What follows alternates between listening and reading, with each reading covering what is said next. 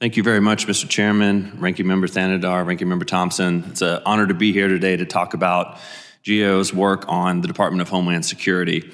Since 2003, when DHS opened its doors, we've issued thousands of reports and just as many recommendations to improve the department. There's been a lot of progress made over that 20-some-odd years, but there's a huge number of challenges that still remain.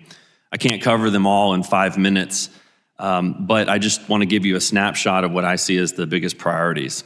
Right now, there's 459 open recommendations that we have to the department, but each year we send a letter to each cabinet secretary outlining those that are the highest priority.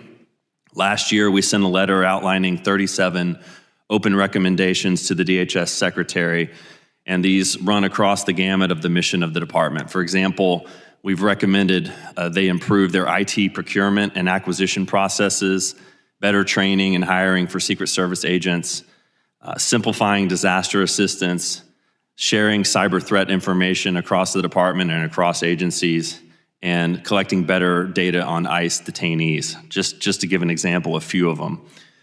Each year, we also identify areas of duplication, overlap, and fragmentation and cost savings across the entire federal government.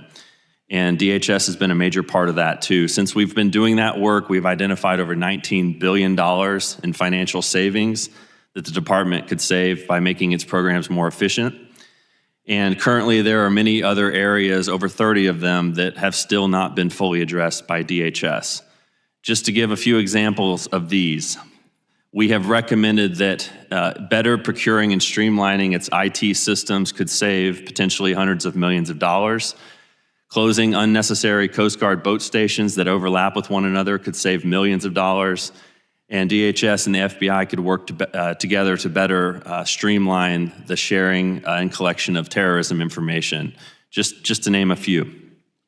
I also want to discuss the DHS high-risk areas that are currently on our list. Every 2 years at the new Congress, GAO issues a high-risk report to Congress. There are currently over 30 issues across the federal government on there, and many that affect DHS. But the two I want to highlight are, one, DHS management at large. This has been on our high-risk list since 2003. It has been narrowed over the years as the department has worked to create itself into one functioning department. But we still face a number of very difficult financial management and IT security issues. For example, every year, DHS's independent auditor identifies access controls and IT security problems with its systems, which clearly, as one of the nation's foremost national security agencies, is a concern.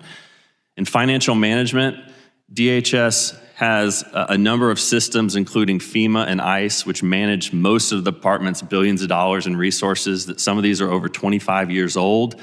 FEMA itself has 6 different procurement systems that can't talk to one another. And so there are still some legacy challenges that have not been addressed in over 30 years since FEMA was first created. Lastly, and you mentioned, Mr. Chairman, we just added a new area to the high-risk list this year, strengthening the delivery of federal disaster assistance. There are over 30 different federal agencies that are involved in disaster assistance of some kind. And since 2015, we as a federal government have spent close to $500 billion on disaster assistance. There are a number of ways this program and these programs need to be streamlined.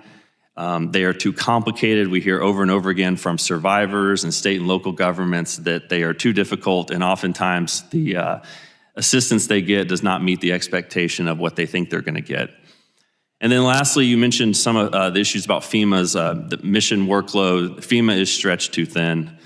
They are managing over 600 major disaster declarations, some going back 20 years.